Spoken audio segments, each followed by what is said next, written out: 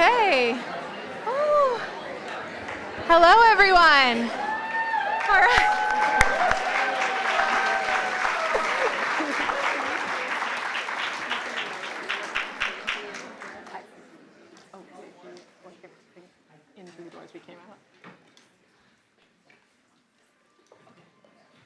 Why, hello. I've never seen this many people in this room before. I'm really excited. I think you're all here for the right reason, and you're in the right place tonight. Okay. Well, hello. My name is Nicole. I teach in the History and Theory of Contemporary Art program here at the San Francisco.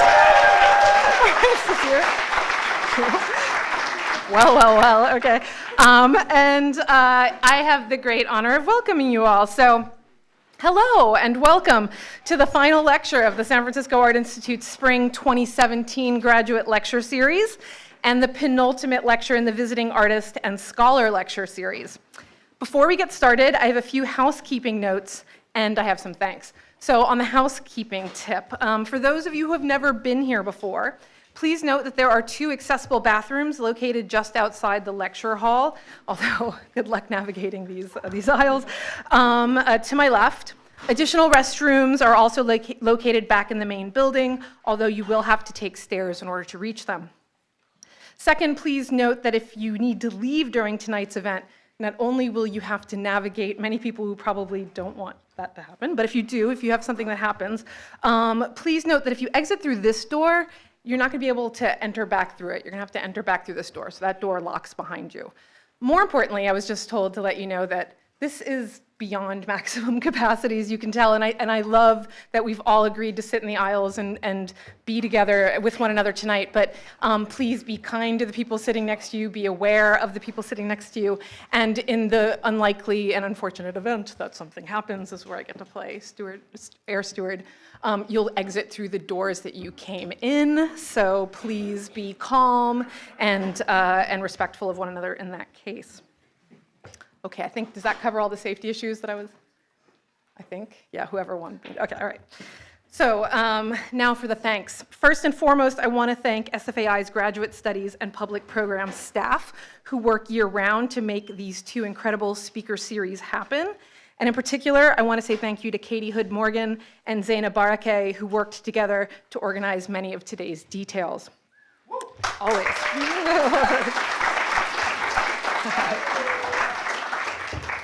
I'd also like to extend my appreciation to the technical and to the maintenance staff members who are on board tonight and are working to make this event run so smoothly, especially in terms of our maintenance staff. If you brought anything with you, please take it with you.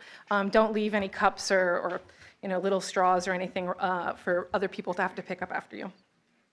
In particular, I also want to thank Michael Friedman up in the booth for all of their technical help always, and particularly tonight. All right. Additional thanks go to Claire Daigle, chair of the MA programs here at SFAI, for encouraging me to invite Donna to celebrate the publication of her most recent book here with us tonight as part of the graduate lecture series. Yes. And finally, I also want to thank Martha Kenny, assistant professor of women and gender studies at San Francisco State University, and my longtime sister-in-arms, wherever she is. There she is. Hey, Martha. For enthusiastically seconding Claire's idea and providing some cross-institutional love for this event by bringing a contingency of SF State faculty and students to tonight's talk. So welcome to the SF State contingency here to SFAI, wherever you may be seated. Okay. Welcome to all the other new faces that I don't normally see here as well. Now for the reason why we are all here. All right. It is my unbelievable pleasure to get to introduce tonight's speaker. Someone whose writing introduced me, and I'm sure many of you, to ideas and to critical frameworks that were absolutely ground-shifting and life-changing. Someone whose mentorship and guidance during my time as a PhD student at UC Santa Cruz's History of Consciousness program, where Donna taught for many years, helped to introduce me to my own critical voice. Thank you, Donna, for being here tonight. For those of you who are unfamiliar with Donna's work, you will soon see her deeply situated feminist explorations of varied epistemologies and ecologies are highly regarded for countless reasons, not least for her highly figurative criticism's capacity to produce alternative ways of knowing how the subjects and experiences of race, gender, the past, the present, and the future all variably intersect and are variably, if not violently, pulled apart. Through her investigations of the material semiotic and political histories of different surfaces, substances, species, and stories, Donna forces us to consider how we, that's all of us, how we are compelled to reach out to and to connect with certain subjects, and how it is that we are likewise compulsively repulsed by others. In our current post-fact age, when global politics and global capital are working to obfuscate the particular in favor of the general, and press secretaries are prone to spinning yarns that have the tensile strength of wet noodles, it is essential that thinkers such as Donna Haraway continue to remind us of the specific circumstances that we literally and figuratively find too rough, too sticky, or too hard to deal with. It is essential that following her lead, we dare ourselves to feel through the muck and to stay with the trouble that disproportionately affects some of us more than others. So all of this to say, it's with great admiration and great pleasure that I ask you all to help me welcome Donna Haraway to tonight's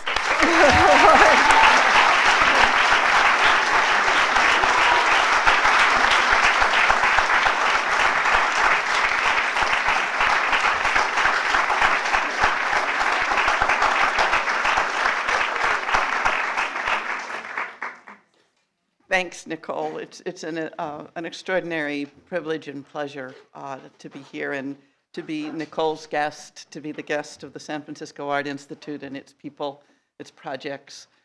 And when we were out at that little reception a little bit earlier, I was realizing that my current slogan, "Make kin, not babies," is instantiated repeatedly in the kin networks in this room, in that I'm sort of grand aunt to at least 4 people that I met. And there are true networks and webs that tie our passions, our love and rage, our work for and with each other together. And so it's a privilege to be able to speak in this context and with the kind of energy in this room. So I'm also speaking, as everyone here is aware, at a moment of repeated marches, or are they parades? Are these serious political events? Or there's nothing wrong with a parade, but are these marches in the tradition of the sort of revolutionary movements that we long for and maybe are still attached to in some partial ways, but probably no longer quite believe in, at least not in the same ways as generations before us may have? On Sunday, I was at the Science March, or on Saturday, I was at the Science March. On Saturday, I'll be at the Climate March. On the following Saturday, I'll be at the May 1st marches. I was at the Women's March. I didn't go to the Tax March, sorry. But what I'm saying in midweek between the Science March and the Climate March is that we are in the middle between 2 events that should not have been separate, but were separate for reasons of internal political struggle and failure to actually build the kind of coalitional strategies, thinking, planning from the ground up, not just adding on later. We are literally midweek experiencing both the support and disappointment of the 2 ends of a really important struggle, the necessity for making with, for sympoiesis, that has been at best partially realized. At the Science March, for example, I was surrounded by the love and rage of young evolutionary and ecological biologists who had strong and non-trivial commitments to more than diversity approach to questions of race and regionality and gender and cultural formation in the scientific workforce, who understood really, though with various degrees of sophistication analytically about the matter, who understood situated knowledges in their work, were passionately for the Monterey Bay and its critters, who really are furious at the notion that the proper study of mankind is man, especially in the form of genetic databases, who are opposed to the geneticization of everything and the geneticization in a form that allows the extraction of value for sale, who understand the commodification of their knowledge worlds, who get it that even at this point, something less than about 8% of approved grants actually get funded because there isn't enough money to fund them. so that young researchers understand that their lives are significantly blasted early on, and yet at the university feel themselves often enough in competition with the arts and social sciences and humanities folks, where the divisions, even in our precious and fragile institutions, are really deep. Okay? And this was also a national movement, the Science March, where the organizers basically instructed both the main march in Washington and the satellite marches to avoid controversy as much as possible. Many of the satellite marchers, of course, were disobedient about that matter. But it was difficult, and difficult in a way that alienated a very significant number of the most outspoken and the most analytically and politically and materially strong feminists of color who are physicists and molecular biologists and environmentalists. The difficulty of integrating indigenous knowledge making and indigenous sciences into the march was really significant. It was a march that I still am for, and marched publicly and willingly, but also the lack of the pursuit of situated knowledges in that march was really significant. But it's also a moment, I think, when the importance of positively affirming simple statements like facts aren't optional and the empirical strikes back. It was probably the march with the cleverest signs I've ever seen. Okay. A really important moment, perhaps, for people like me to go easy on the critical spirit and go large on the affirmative and working with each other spirit. But I assure you, many of my close colleagues and allies on the more radical end of things do not feel that way.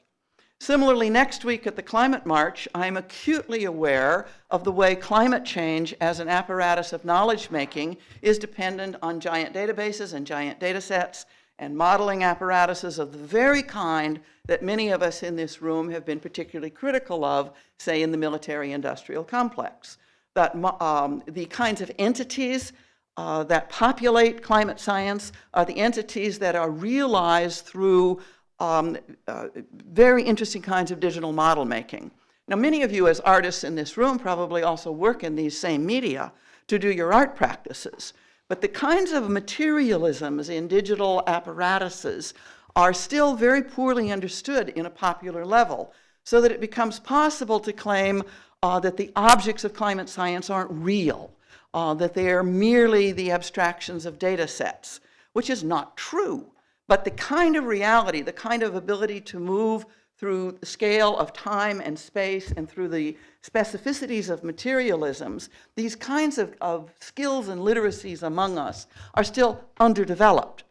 And it's these kinds of things also that allow the scientists in these fields often enough not to know that, let's say, a word like sila in the circumpolar northern Inuit lands, which they might translate as weather, means much more than weather, but not climate science. And how do you conduct a serious collaboration around the questions of the rapidly melting ice, the melting permafrost, the disappearance of the animals, the growing extremity of food supplies for people who have already been subjected to sedentarization and colonialization at multiple levels by multiple nations, and whose idioms for talking about the kinds of weaving together through the through sila, through the breath of the airs and the waters and the lands and the fogs, and people who are acutely, materially, in detailed ways, conscious of the ways change is occurring, but who are very suspicious of the idioms that are brought in by the expert scientists, be they from Canada or the United States or Russia or Denmark or wherever. The necessity to build a kind of coalitional practice between the knowledge-making practices of contemporary Inuit and contemporary climate change scientists. How do we dramatize that in our marches at the same time that we get it that Trump has appointed in every single cabinet post a person dedicated to the destruction of the mission of that agency? And the Environmental Protection Agency, questions of energy, environmental protection, education, public health, so on. How do we really fight on all these fronts at once without losing our commitment to complexity and specificity, but being willing and able to foreground the coalitional ties among us that have been made so difficult by the ongoing practices of settler colonialism, of many other things. How do we seriously build the movements that we most need? I think this midweek between the Science March and the Climate March is a good place to learn to stay with the trouble. Okay?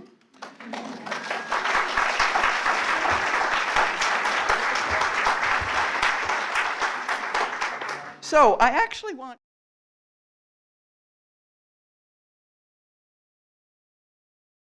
of a print that was done by an artist named Geraldine Javier, a young Filipina artist who was working at the Singapore Tyler Print Institute a few years ago and made this untitled print, carved paper, ink, fiber art for the vertebral columns, cut up leaves colorized to make the butterfly, the pelvis as a butterfly, both the top and the bottom of the figure are clearly butterflies, the flippers that are inked in and fibered in.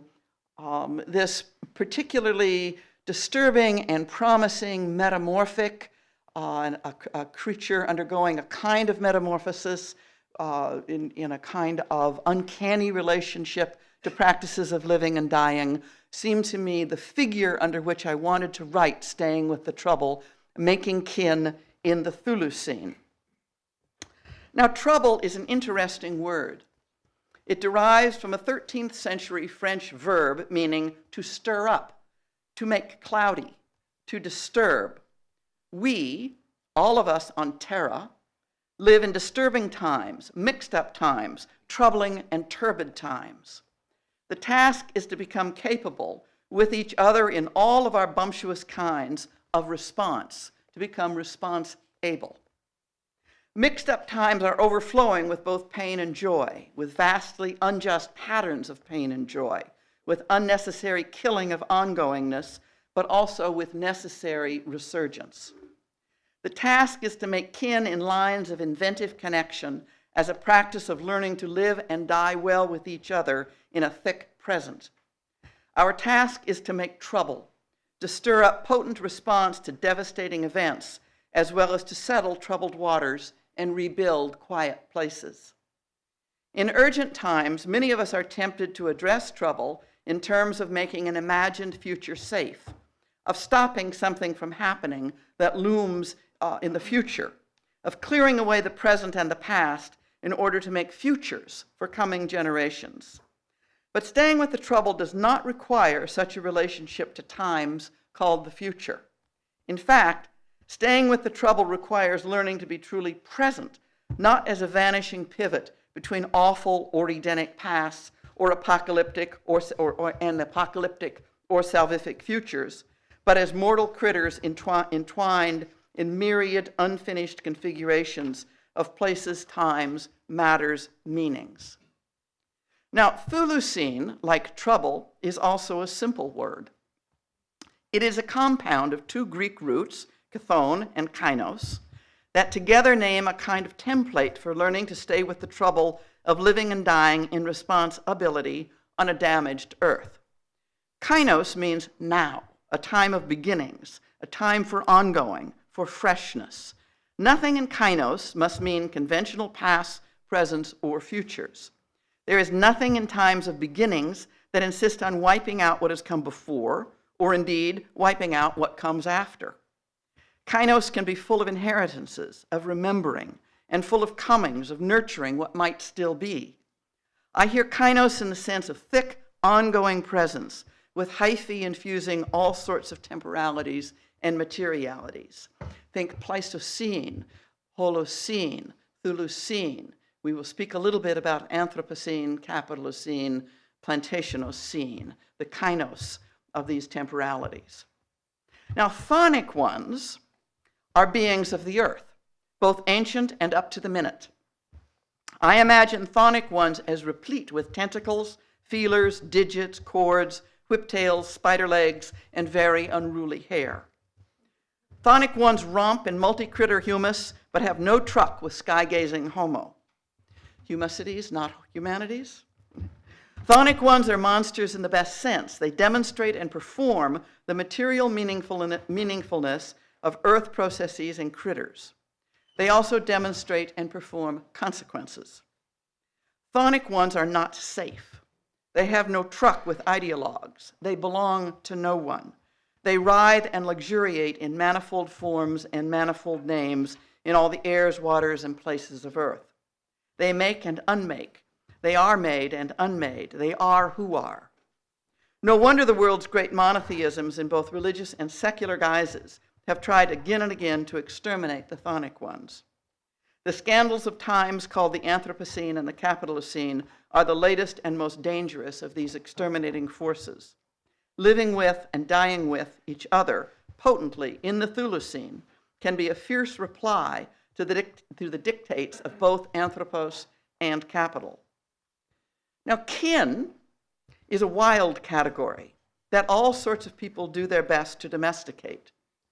Making kin as odd kin rather than, or at least in addition to, godkin and genealogical and biogenetic family troubles important matters, like to whom one is actually responsible. Who lives and who dies and how in this kinship rather than that one? What shape is this kinship? Where and whom do its lines connect and disconnect? And so what? Black Lives Matter. What must be cut and what must be tied if multi-species flourishing on Earth, including human and other than human beings in kinship, are to have a chance? A ubiquitous figure in this book is SF. Science fiction, speculative fabulation, string figures.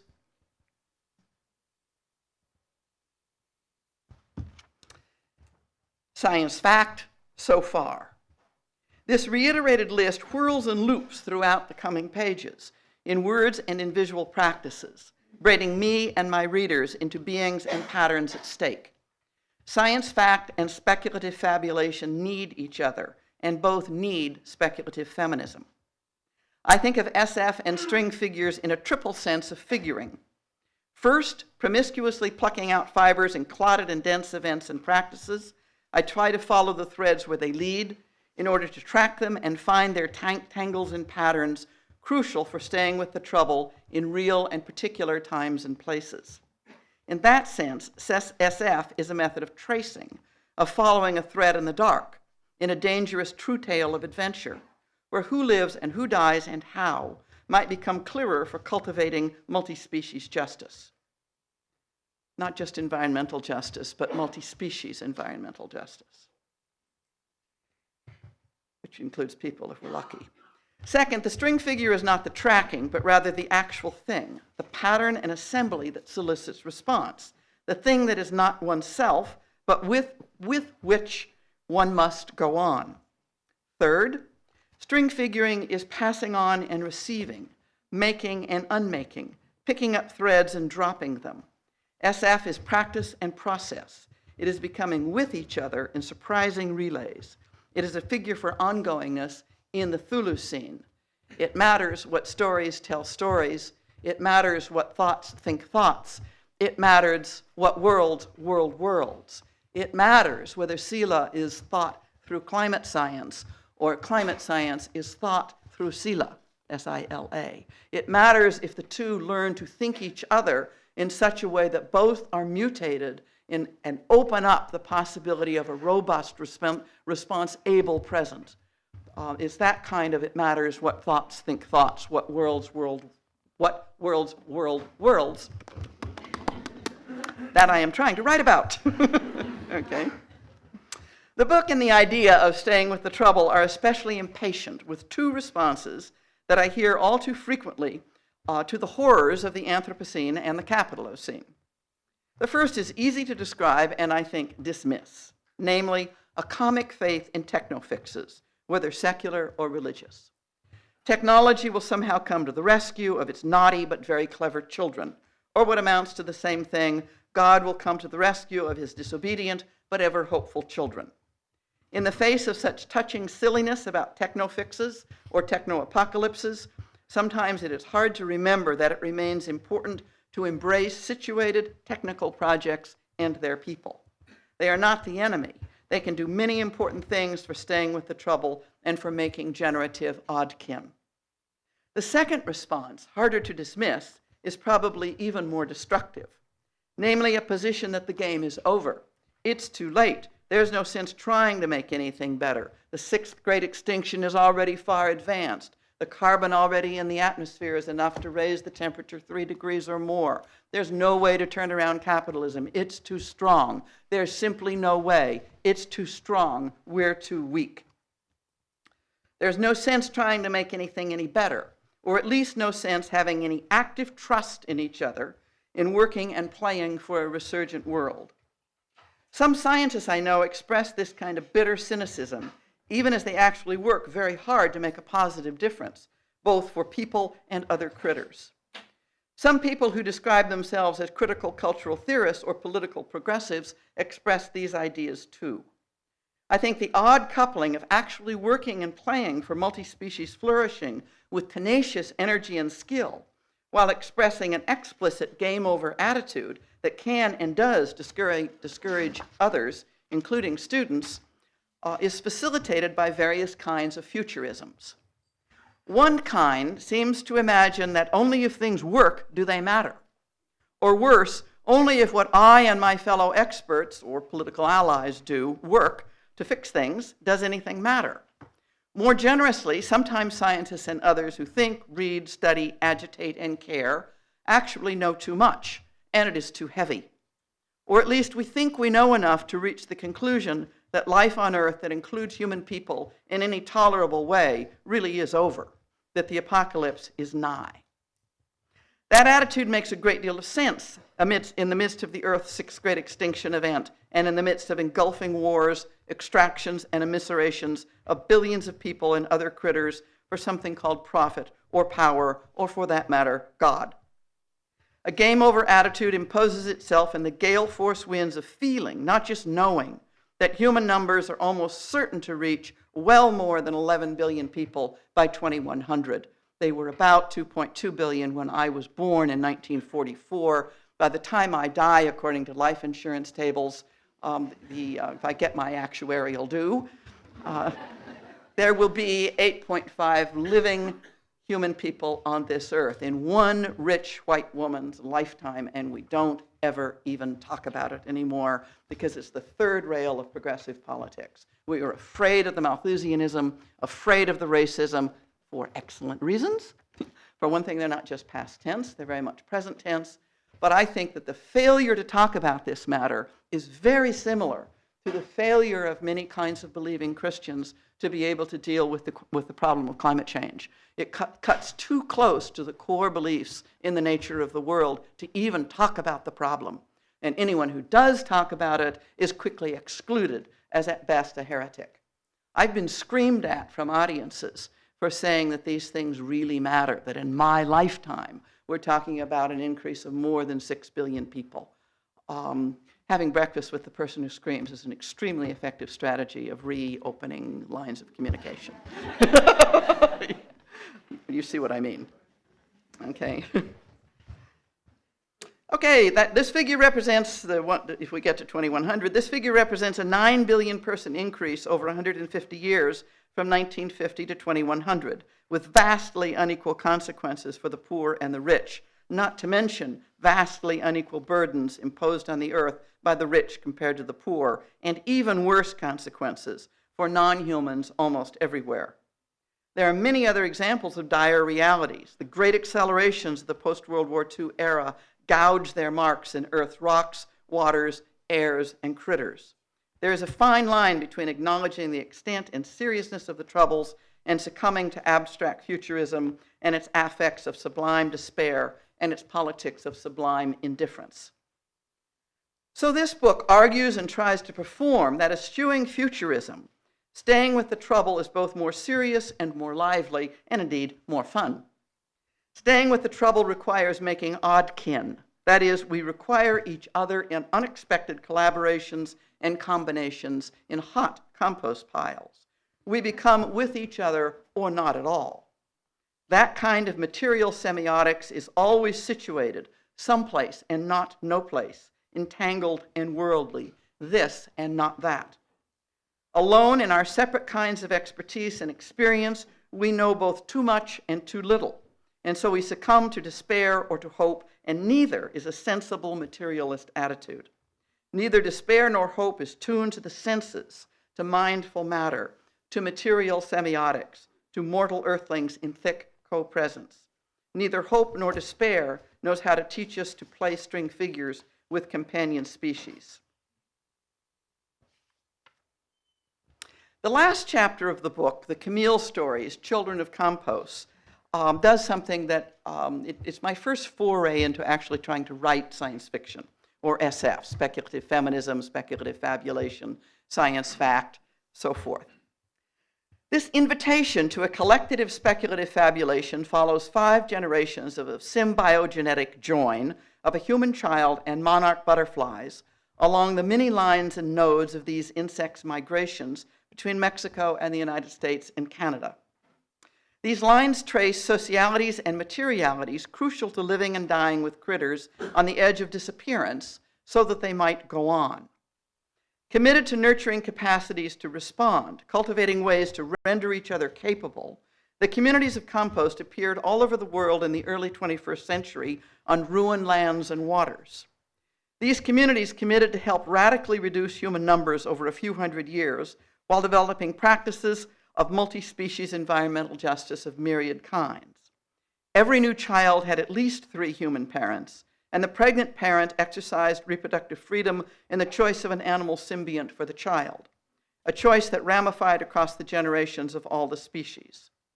The relations of symbiogenetic people and unjoined humans brought many surprises, some of them deadly. But perhaps the deepest surprises emerged from the relations of the living and the dead in sim-onomagetic complexity across the holobiomes of Earth. I'm not going to read anymore. What I want to do for a few minutes with this talk is take us through the Anthropocene, Plantationocene, Capitalocene, and on to the stories of the children of compost in order to argue for the kinds of generative, enlivening alliances of sciences, especially biologies, arts, and activisms. I've located myself in my work in recent years, in a way for my whole life, in the contact zones between political activisms, biological sciences, and artistic practices, including fiction, including narrative practices, both visual and narrative practices. And I want to try to argue for certain potent sympoetic collaborations that are going on that I think give us a kind of thick reason to care and to feel that caring matters. Now, I've already talked a little bit about the way the figure SF, string figures, science fact, science fiction, speculative fabulation, speculative feminism, soin de ficelle, all the SF words you can think of so far, come together in a kind of taking up patterns, making them, relaying, dropping them, inventing them, inheriting them. String figures or cat's cradles are old games that are distributed all over the world, and anthropologists and people who do string figures in cat's cradle can't decide whether they've been independently invented or inherited from adjoining peoples, or certainly inherited from one's friends and relatives, played as children, played as adults. For the Navajo, traditionally played only in the winter, in the time of Spider-Woman, but now taught in the San Juan public schools as a way of teaching cosmology because they make star figures. Extremely interesting, traveling, potent figures, string figures. And I take them up because they necessarily require more than one player. And the digits involved in making string figures are not necessarily all human. Whipcords, cilia, whiptails, fingers, toes, horns, claws, tendrils. The figures of string force, the tentacles for string figuring are illustrate really potently what I mean by the Chthulucene, the time of the tentacular ones, and the practice of tentacular thinking. Now, most of us have taken a philosophy class in one or another way in the history of our educational lives, either as teaching or as students or both. And most of us have inherited various kinds of logics and their geometric shapes. Most of us know the conic shapes of Galilean science, the parabola, the hyperbola, so forth. Most of us know, at least think we know what one means by linear thinking. We have various very impoverished geometries for both illustrating and conductive cognitive analytical practice. And I'm suggesting string figuring as not simply an illustration, but as a material engagement of thinking practices, that string figures are thinking practices, and that we can both use them as figures or illustrations of what we mean by thinking, and we can think with each other in this taking up and trying out threads, and this inheriting and being faithful to our mutating patterns, that we work with each other in our thinking practices, that we think with each other, that think we must. So string figuring is for me more than a figure. It is a material practice. It is a cognitive practice. Now, I want to say a little bit about this time space called the Anthropocene, or the Anthropocene. Like climate change science, the Anthropocene exists as an object of knowledge and practice because of digitalized data modeling. Okay? It is truly the view of the Earth from space. It is the understanding of the metabolism of a planet that ties together the hydrosphere, lithosphere, atmosphere in metabolic exchange. It is a planet in autopoietic exchange. It is a living planet as a physical, chemical, metabolizing system.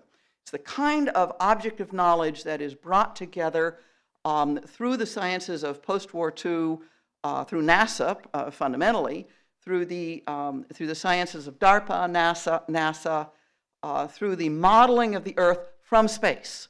Okay? The material foundation for the possibility of the Anthropocene, for being able to make planet-wide conclusions from empirical data sets and conduct modeling over a period of decades with data sets that both grow and are made more and more compatible with each other if we're lucky, and if the data sets aren't trashed, as the Trump administration threatens to do. You probably know about the projects to save large-scale data sets in non-public databases, to download and save them. There's very interesting political work going on to try to circumvent the interruption of continuous data sets. But what I want to foreground here is that notions of autopoiesis, notions of the Earth as a metabolizing planetary system, derives really fundamentally from the kinds of modeling systems of the post-World War II physical and chemical sciences. And what one means by the Anthropocene is not just the accumulation of human effects on the planet, but those sorts of anthropogenic effects that fundamentally transform system properties of a systemic, of a planet conceived systemically through system sciences. It's a system science phenomenon. Does that make sense? So the Anthropocene is not just the accumulation of bad stuff. It's precisely an hypothesis about the change in the systems properties of a planet that might make it no longer compatible with life as we have known it, and certainly not compatible with the same sorts of complexities that have characterized the metabolism of the planet to date. Okay?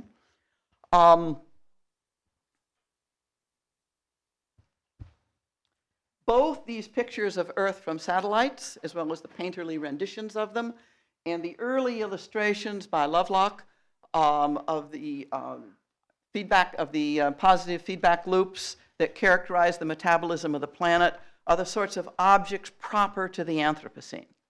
Okay?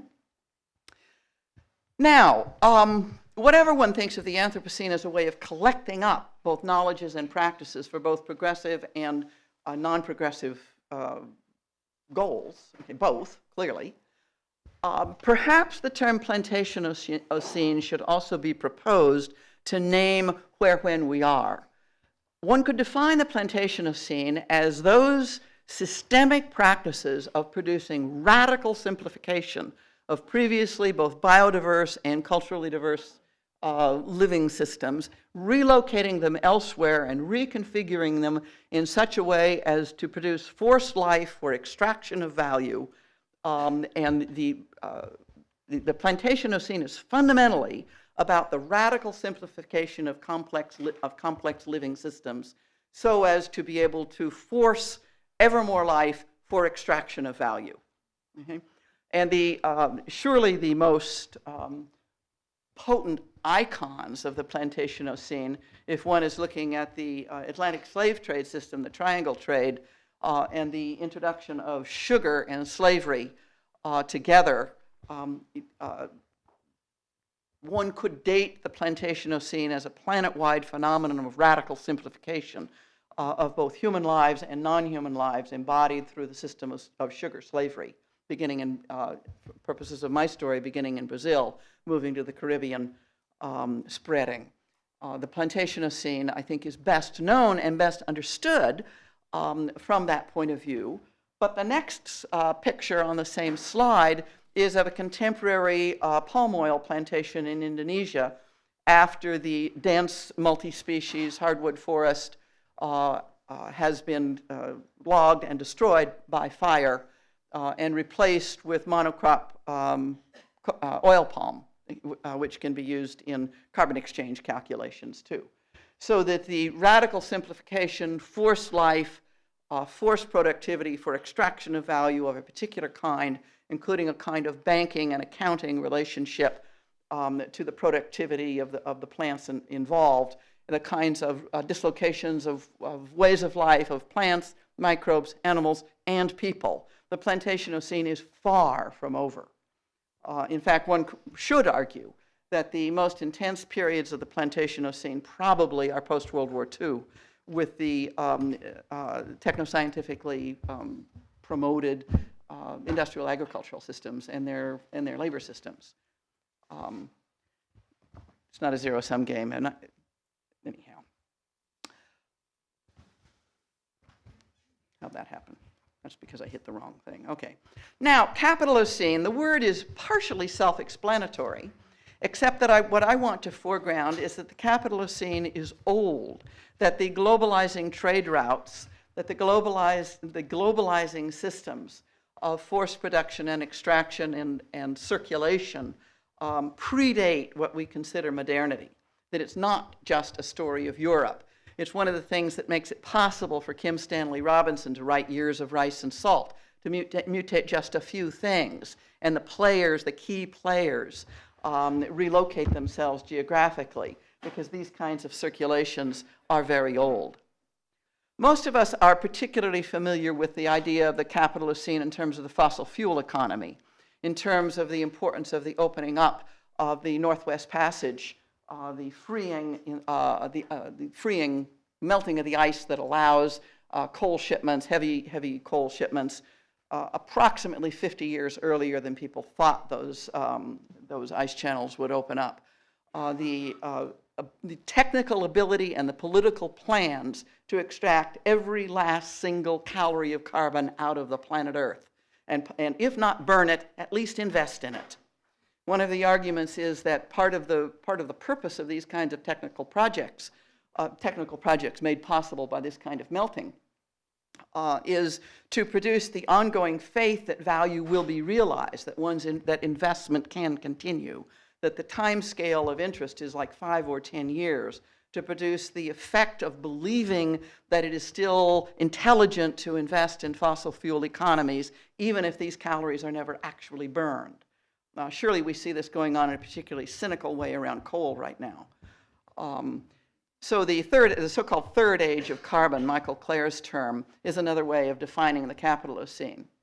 But now this is an art project, which is a great way of defining the Capitalocene. It's the supply chain core samples by the artist Ryan Dewey, who basically drilled down through big box stores and then took the material, drilling down from the roof in a Walmart, say, in several places, and taking the fragments. Obviously, he acquired his samples by a different methodology, because I don't think he had the size relationship to the drills in the building that allowed him to actually drill down through the great big box stores. But he basically did drill down through piles of commodities taken out of big box stores and make these core samples. The supply chain core samples of the Capitalocene, which I think is an extraordinarily inventive art project for understanding what the Capitalocene is all about. Now, I've already briefly mentioned the Great Acceleration. I was born just before 1950. You guys have been born either then or since then. As I look around the room, not too many people were born much before that in this room. Anybody in this room born before World War II? No. Okay. One. Okay, good. Hallelujah. Okay. But it's not the majority. Okay. And pretty much nobody was born in 2017, I don't think. Point being, I'm calling the folks who were born around this time, including you, the folks of us of this general age distribution, the born ones, the ones to whom this graph of the Great Acceleration applies. And I'm interested in the born ones and the disappeared, the born and the disappeared of all species. Okay? So among the born ones in this time of the Great Acceleration, look what happens to world population. Look what happens to real gross national product, foreign direct investment, large dams, water use, carbon dioxide, nitrous dioxide, stratospheric ozone. No matter what variable you pick, you get a change in the rate of change around 1950. Why? Why was that period around 1950 to 1970 so fundamental for changing the rate of change in area of practice after area of practice? And who are the born ones? They are certainly the industrial agricultural animals. They are the people forced into existence by the, this is very hard to say. There are ways in which the Green Revolution is itself a practice of forcing life, not just forcing life of brains, but forcing reproductivities, forcing fecundities, even in the grip of population control programs. There are disruptions of the life ways and the reproductive practices and the population management practices of peoples across the planet in the time of the born ones. It's the time where the depopulation of the countryside almost everywhere and the rise of the megacities, so that a city of 20 million exists on just about every continent except Antarctica, okay? Where cities of over 1 million appear on a monthly basis in several countries, new cities. A time of the born ones, including their diseases, their animals, their plants, their highly reduced kinds of grains. I'm very interested in thinking of the born ones as a multi-species matter. Okay? So that I think when one talks about something like population, one cannot talk about it with only one kind of living critter in mind. Okay? We have to think of the nexus of the born ones. And simultaneously and organically related to the born ones are the disappeared, the unborn generations, the generations subject to genocide, the kinds of critters subjected to disappearance, both domestic and not domestic critters. I'm interested in the disappeared of refugees and migrants and murdered populations. I'm interested in the practices of permanent genocidal war. Okay? Because I think the disappeared and the born are joined at the umbilical cord. And that we can't think about renumbering or replenishing or re-inhabiting the earth without thinking about the born and the disappeared.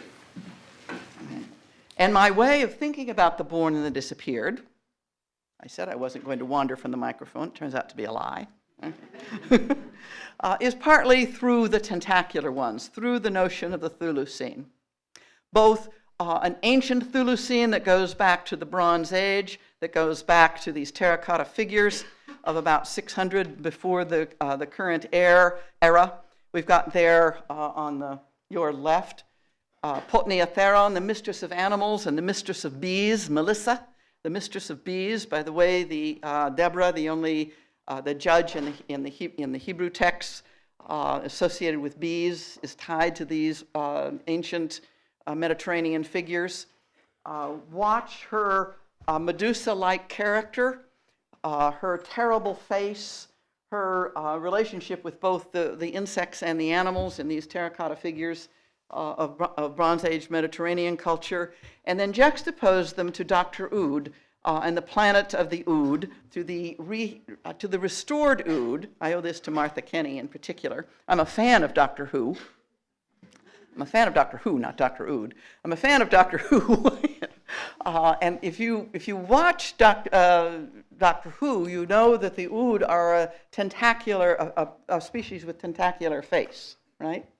A species that had been turned into essentially, that had been weaponized by the severing of its hive mind and the severing of its body, of its hindbrain, and its replacement of the hindbrain that it held in its hands with a communicator controlled by the slave-making race. And Doctor Who helps the main Ood in the planet of Dr. Ood restore the hindbrain to the Ood, who then become who realize who they are and cease to be slaves and repossess their collective mind.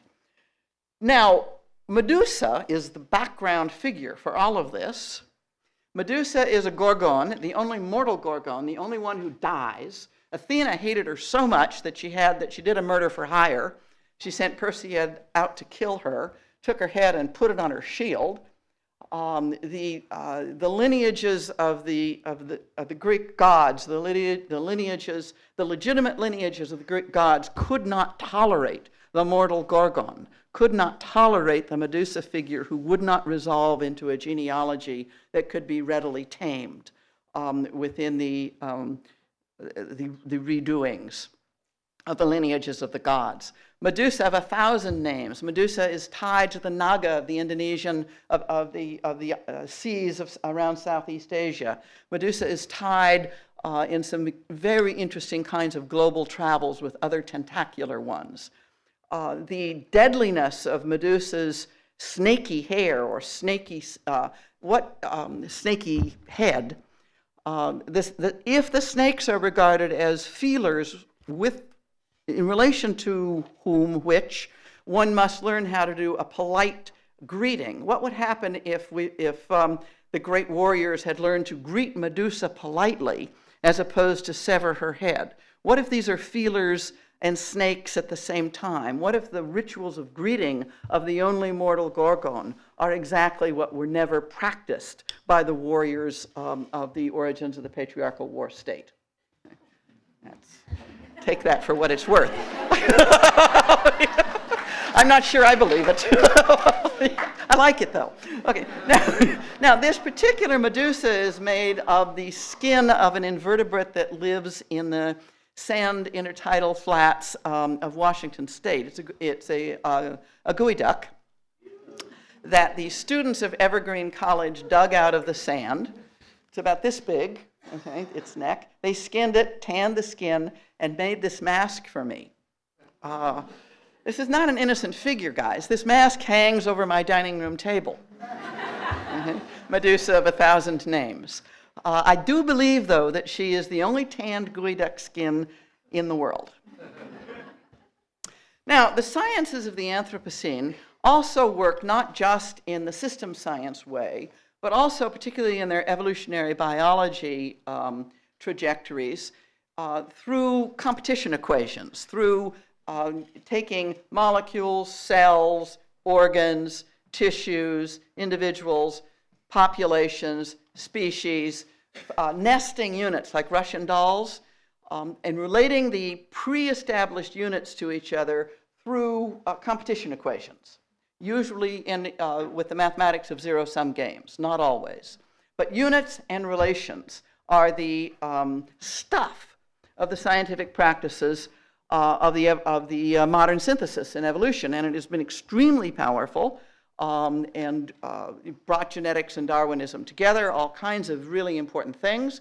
But precisely what the sciences of the Anthropocene, these units plus relations, could not and did not deal with were symbiosis, the bacterial world, complex collaborative behavior, and developmental biology, the kind of movement of form into the future, which is a fair amount not to be able to deal with very well in biology.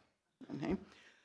I think one of the things that gives me the most inspiration these days is the fact that the biological sciences, instrumentalized both by system sciences and digital apparatuses, by biomolecular visualization apparatuses, by biomolecular chemistry, so on, instrumentalized in a way that has really changed the game in all areas of scientific practice, of biological practice, but has enabled the empirical and theoretical establishment of the fact that being alive on Earth is a question of symbiogenesis, of becoming with, that at every level of the onion, including the origin of the modern cell, which could be figured, Lynn Margulis did it this way, as two bacteria eating each other and getting indigestion, so that neither could quite assimilate the other, and a more complex kind of cellular organization of partial inclusion, partial exclusion, changes the organizational name of the game of life on Earth, and the modern cell is the result, the cell with the nucleus and the membranes and the rest, the mitochondria and the rest of it. That the origin of modern cellularity is the result of indigestion, not sex. And indeed, by far the most change in the biological world, the most organizational change in the biological world has come about through indigestion compared to sex. It's really kind of a minor theme. Multicellularity, for example, is now modeled in a laboratory at UC Berkeley by Nicole King. She takes choanoflagellates, which are single-celled critters of long flagellae that live in the ocean. When they're infected by a particular bacterium in particular temporal patterns, they clump and start acting like sponges. They start acting like they've got two layers of tissue, a kind of catching them in the act of doing multicellularity through infection, cross-taxa signaling. Cross-taxa, cross-kind signaling has turned out to be very common in every area of the living world that it's being looked for. It's also turned out to be very important in developmental biology. For example, you take the little Hawaiian bobtail squid, just hatched, living in an ocean. It's in a bacterial-rich soup. A very particular kind of bacteria infects the ventral area of the baby squid and signals the tissue of the baby squid to make a little pocket within which the bacteria are going to do various and sundry things to make it possible for the adult squid to have a pocket full of bioluminescing bacteria so that it swims around at night after its prey. It looks like a starry sky from the point of view of its prey below. It's really a gorgeous story. The squid and the bacteria continue to influence each other. There are circadian 24-hour rhythms, all sorts of cross-signaling throughout the life of the critters. We are all lichens. Scott Gilbert. So I've been paying attention to some of the art projects that seem to me bring together science, activism, and biology of the kind I've been describing, the kind of Chthulucene, holobiome, the biologies of becoming with. You probably know most of these projects, so I'm really going to sort of list them on the way to doing a little tiny bit with the Camille stories and the children of compost. But first I call your attention to the crochet coral reef, Margaret and Christine Wertheim, twins born near the Great Barrier Reef in Australia. Twins, one a poet and literary theorist, the other a mathematician and science writer, who together decide to crochet a coral reef as models of hyperbolic space, as mathematics, as women's fiber arts, as activism, as intimacy without proximity, Jake Metcalfe's term, as a way of developing environmental consciousness and action without needing to become a tourist and go swim among the fishes, which might just add to the pollution of actually a kind of developing of conservation consciousness through sitting down with each other and crocheting a fabulated coral reef. Okay? Rarely mimetic, fabulated both in terms of their ruin, the bleached coral reef, the crocheting of jellyfish slime with discarded trash bags, the crocheting of coral nightmares, coral fantasies, extraordinarily beautiful and powerful crocheted entities. About 10,000 people have participated in this art project, perhaps rivaled only by the AIDS quilt in terms of the size of an international science project, particularly an international art project that pulls together chances of living and dying on this earth in such powerful ways. The other project I'm just going to list is writing a little storybook in Madagascar. 2 primate scientists, one an American, Alison Jolly, the other a Malagasy scientist named Hanta Rasamina Nana. She educated in the Soviet Union during the Cold War. Jolly educated at Yale and also at Cambridge. Come together both as primate scientists interested in ring-tailed lemurs in Madagascar. They collaborate with each other really over a period of decades, including building up an indigenous Malagasy primate science apparatus with the help of other scientists too, like Alison Richard and Tom Lovejoy and others.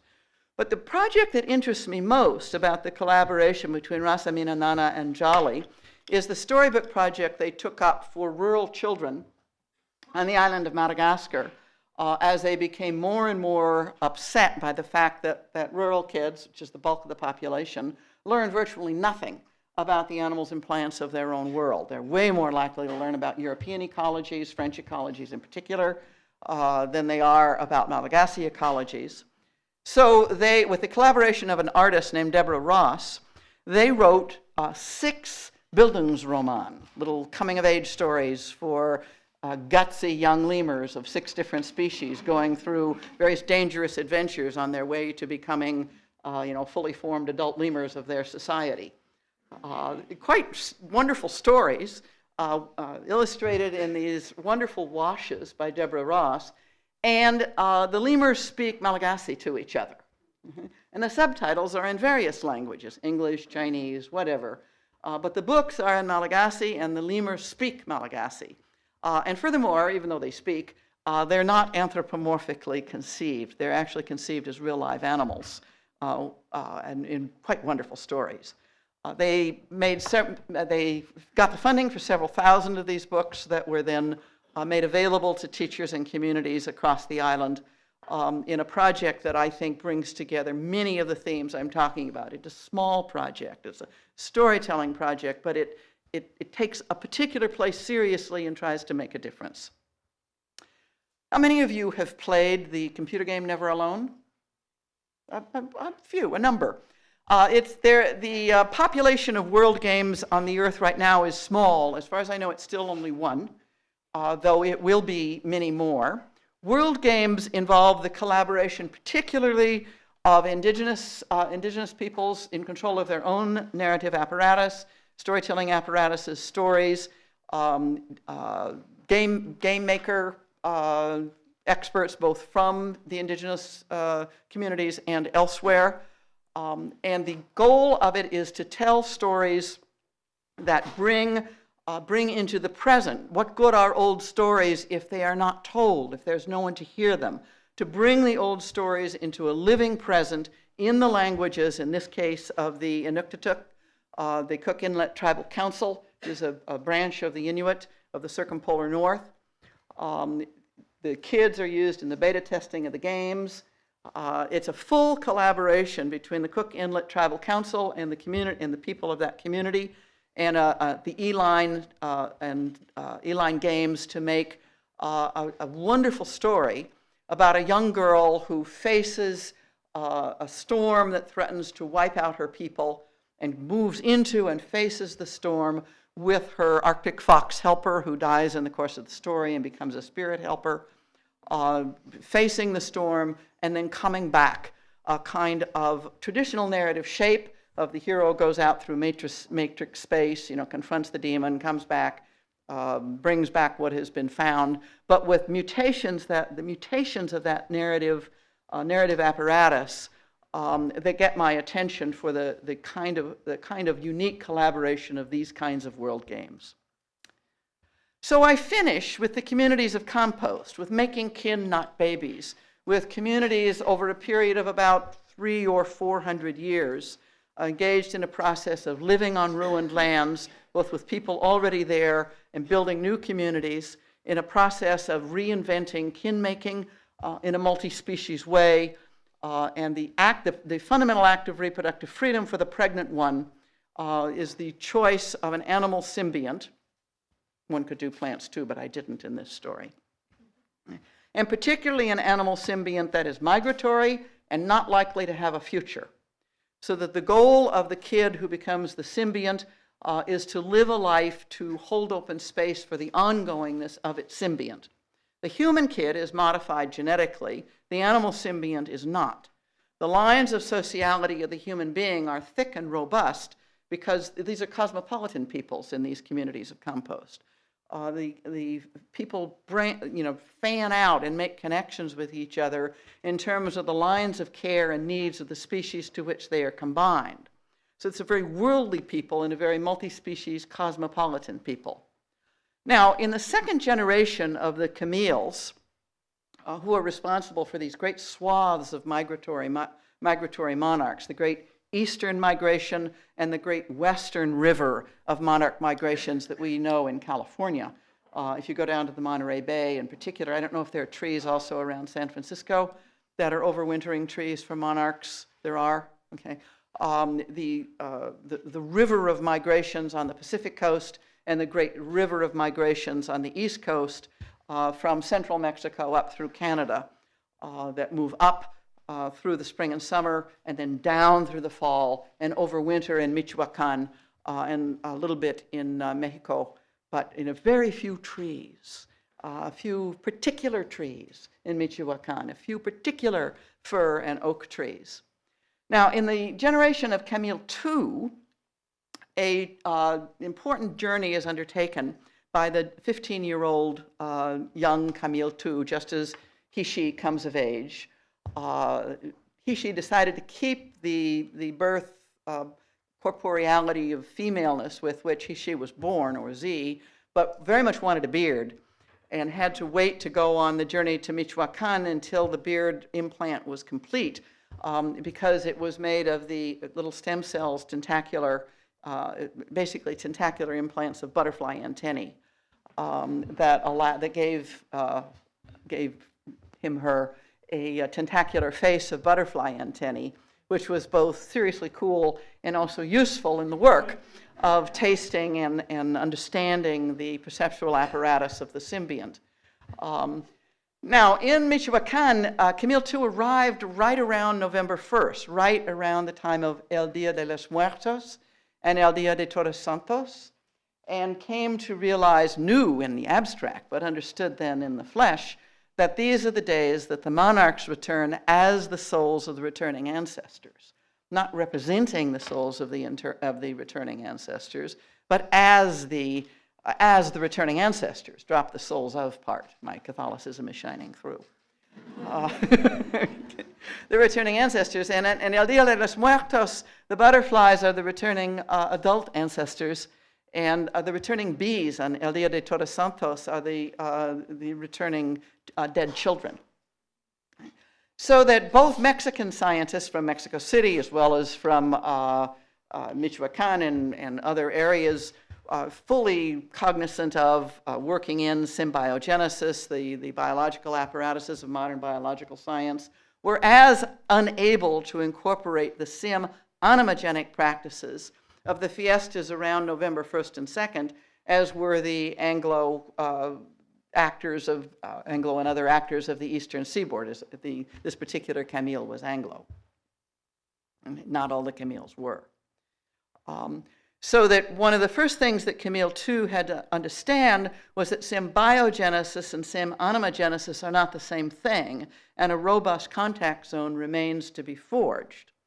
So Z was taken in hand by a group of young women in Michoacan who had developed their tactics from the Zapatistas and had formed the movement of Zapatista women for the defense of water, which is an actual movement, though not in English. I can read it in Spanish, but for that I have to go to my page. Okay. El Ejército de Mujeres Zapatistas en Defensa del Agua. Okay. Took Camille II in hand and educated Camille II in the fact of the trans-basin water location projects that drain Michoacan dry in order to feed Mexico City water. The water poverty of Mexico City. Mexico City is a magnet for the born in ways that I've tried to sketch in a kind of science fictional cast. The water politics of trans-basin transfers were familiar to Camille, partly because of Z's familiarity with Black Mesa and the draining of the Navajo aquifer and from Black Mesa for the burning of coal to move the Colorado River over the mountains in order to make the water-hungry cities of Phoenix, the water-hungry cities of the Southwest possible, on areas that themselves have no clean water and often enough no electricity, similarly in Michoacan. So Camille, too, was brought into the fact that if Z was to care about the butterflies and their ongoing survival, the alliance with not the larger politics, but the entangled politics. They aren't larger, they're entangled. Okay? The entangled politics of water and energy was what made Camille too finally come of age. About 300 years out, the butterflies, which seem to be doing really well, die off in a global disease that wiped out their entire family, not just the genuses, the genera that included the migrating monarchs. And the Camille's of the last two generations, like many of the other symbionts that had been born in this 300-400-year period, became speakers for the dead. And their job, like the Speaker for the Dead in Orson Scott Card's figuration, dramatization, the job of the Speakers for the Dead was to make potent and present those who are no longer here, to give heart to those who will go on. The job of the Speaker for the Dead is to collect up those who are gone, to give heart for going on, which is indeed what I'm trying to do in writing Staying with the Trouble, Making Kin in the Chthulucene. So,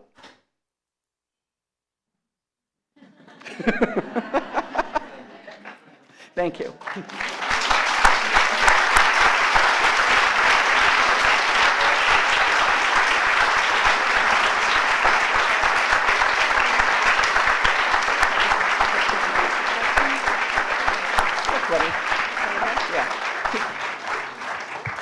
We're still all here. Okay, so this is for you, Donna.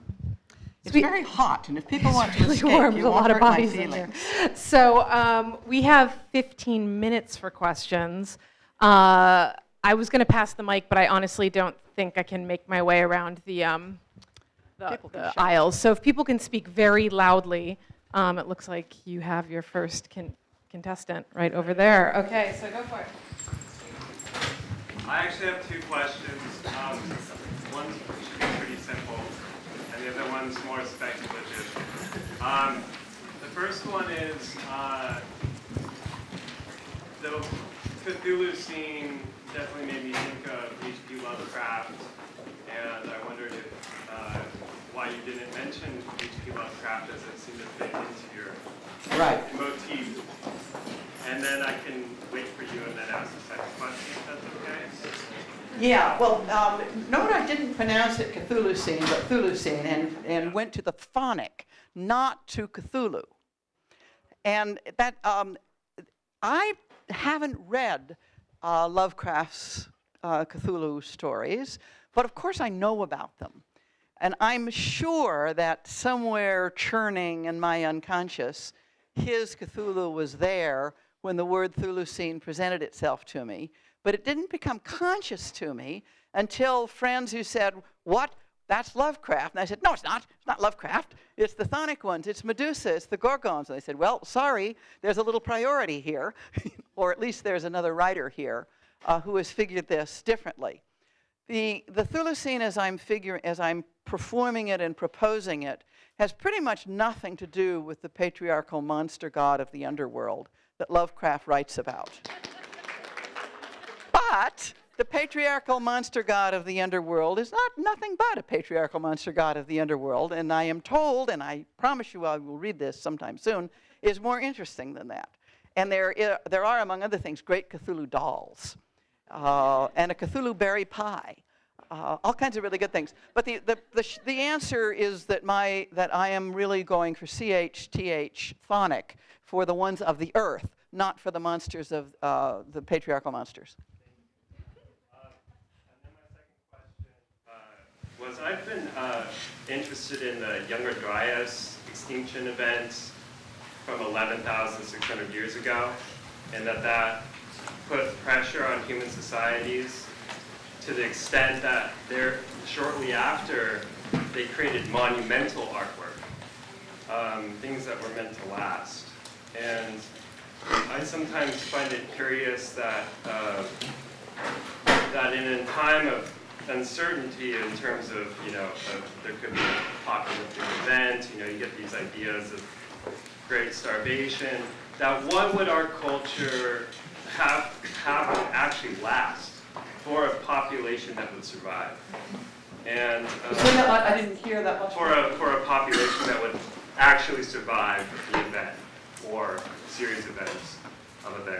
And so I commend the ideas for the art connection, but I'm trying to figure out like the reality of this scientific data and how. And what's different about now? Well, yeah, and I mean, say we had 100 years to create art that would, actually last for those generations that would go after those events where all of our cities collapsed, right? And children of the Hive Queen could enjoy the exhibitions. Most things we create won't last more than 100 years to 500 years, and especially if there's no curation for them, no one's actually taking care of the work. Are you asking a question? Yeah, I said it was speculative from the beginning, and I'm just curious to, to see what your thoughts are on our Well, I think what's happening now is, at least as a proposition, historically different. Endings have occurred before, and indeed, genocidal extinctions have occurred before, and probably the Native American peoples of North America, the native peoples of North America, and for that matter, South America, among others, but prominently the depopulations following the colonial era, of the colonial era. The end of the world has already happened repeatedly and is still happening. What makes this end of the world so distinctive? Well, one answer to that is nothing makes it so distinctive, and it really should pay serious attention to the fact that it's hardly the first, and probably not even the most important. But I do think this part is distinctive in a way that we really need to hold on to and not let go of out of some excess of political correctness, which is my temptation, not yours, which is that the scope of alteration of life and death processes on this planet for everybody and across species is of such a kind that the fundamental metabolism of the planet really is transforming in a way it has not historically before. There have been destructions before, desertifications, for example, massive ones, falls of civilizations, falls of ecosystems, so forth, so on. But Anthropocene defines the Holocene, that epoch that is replaced by the Anthropocene in the way these proposals work. Anthropocene defines the Holocene as that time when the refugia still existed, such that after disturbance, those areas from the refugia were partial reconstitutions as well as, of course, new things that weren't there before. But what situated human beings, not the species anthropos, situated human beings in material practices are doing is wiping out the refugia, wiping out those areas from which resurgence may yet be possible. And I think the urgent job that faces this generation that is different from the urgent job that continues to face the people who are continuingly, it's just, I think that there is a unique capacity to respond that we need to cultivate in each other across all of this to pay attention to the obliteration of the refugia, of those areas from which resurgence can occur. And this is a biological phenomenon as well as a cultural one, and indeed an emotional one. I think that cultivating of those areas from which replenishment and partial healing can occur. Anthropocene calls it the arts of living on a damaged planet. Yes? Thank you so thinking, first of all.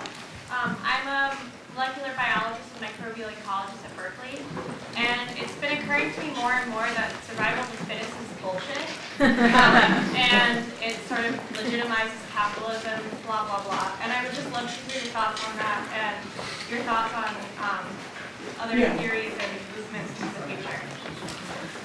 Right. Well, one cannot do biology from the late 18th century to the present, which is the time of the emergence of biology as a knowledge practice, without crafting the objects of knowledge as systems of production and reproduction and hierarchical ordering. Okay?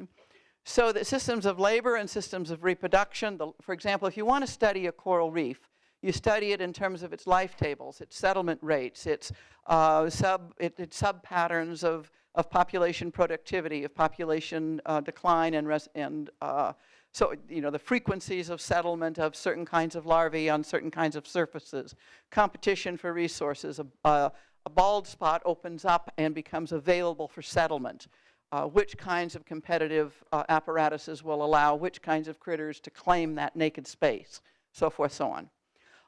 It's also, one cannot do evolutionary and ecological and cellular biology outside the apparatus of production, reproduction, and command control. Okay? And indeed, the institutions of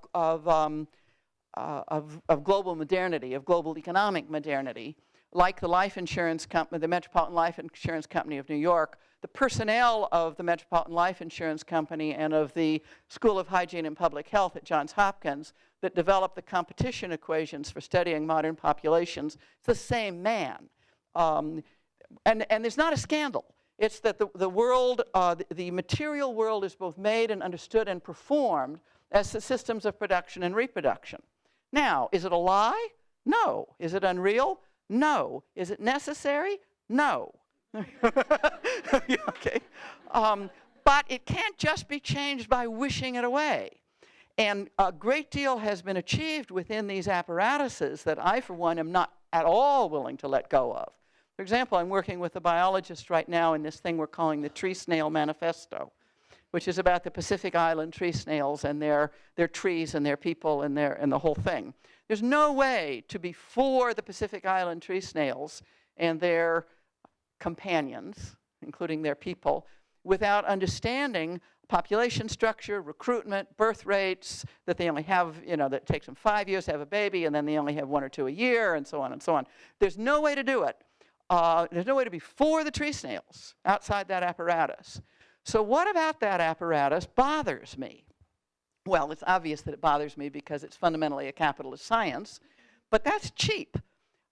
Because as Marx understood, capitalism was not bad.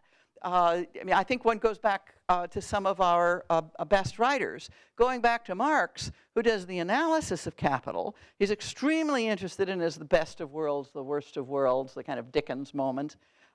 He's extremely interested in what could transform that kind of system into something that was for living and dying in robust ways that one, that are worth living and dying for. Okay? So I think the important question about these sciences is not how to trash them, which Trump knows how to do, but how to inhabit them so as to transform them in really interesting ways, which is one of the reasons you're at Berkeley, you know Nicole King's lab. I think that really paying attention to the kind of work going on the ground among contemporary scientists is about transforming and pushing beyond the limit and reconfiguring these sciences. And I'm for it. Yes? I asked you this question 10 years ago, and I'll ask you. Can you hear back there? No. I asked you this. You're very close. I asked you this question 10 years ago, and I'll ask it of you again, and you've already touched on the first part, but bees and chickens. Bees and chickens? Well, bees and chickens, please put them together into a question. I was hoping that you'd do that. I mean, Urban urban farming. Okay, well, my chickens, brave, dauntless, merciless beauty, Wreck and Ruth. They're getting old, and we're trying to figure out about the chicken and dumpling on Sunday problem or the retirement home for old hens. And I think we've got a retirement home for old hens, which is not a way to deal with the problem of the ongoingness of egg-laying chickens. Industrial. It is. I have no problems being 100% against industrial chicken production. I am deeply conflicted around the question of raising animals with us for food, of raising them in order to kill them for our food. And I have come down on the side of being for it, though it's not, anyway.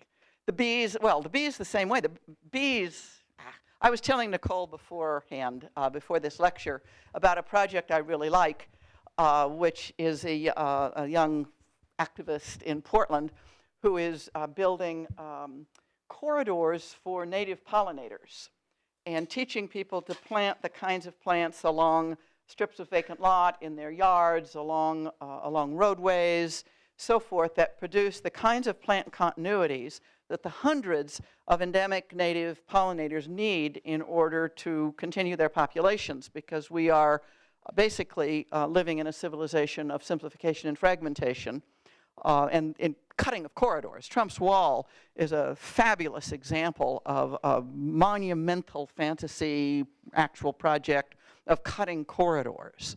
By the way, you don't hear discussed what happens to the ecology of the border if you cut those corridors. There are multiple species that will be in deep shit if that wall goes up. And almost nobody's talking about that. Talk about the flooding, the destruction of cities. This is all terribly important. But really, almost nobody is talking about the ecological damage that the walls are already doing. Okay. So anyway, the corridors for native pollinators is both a project I'm really behind, and also a kind of figure for the kind of care, the kind of detail work that makes life livable. The bees, there are many native bees that are not industrial agricultural bees. The bees, the honeybees, are, in North America anyway, an imported worker class. They're the Italians of the bee population. They're all migrant, they're all imported labor, right?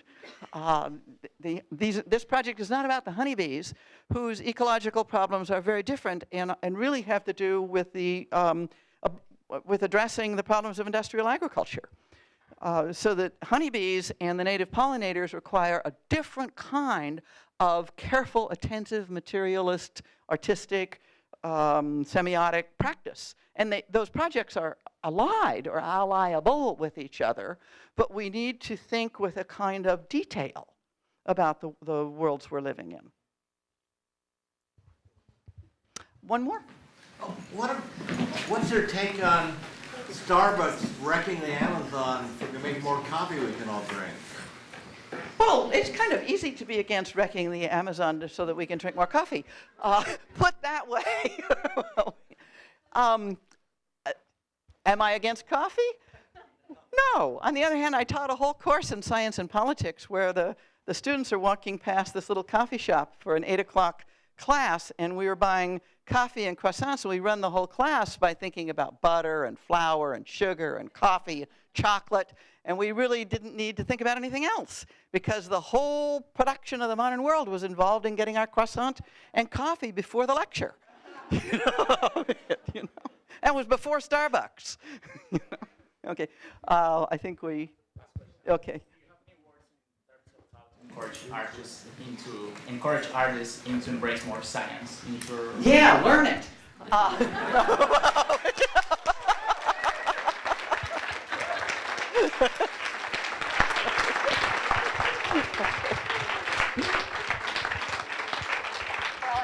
Teachers in the room, for all our science teachers. Also, there are fabulous resources for learning more science. There are wonderful science writers, people like Ed Young, others who write, really good science writing that I think can be very, very useful to folks.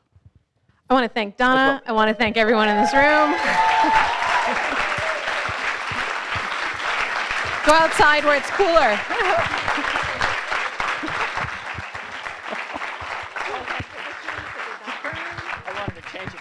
children, but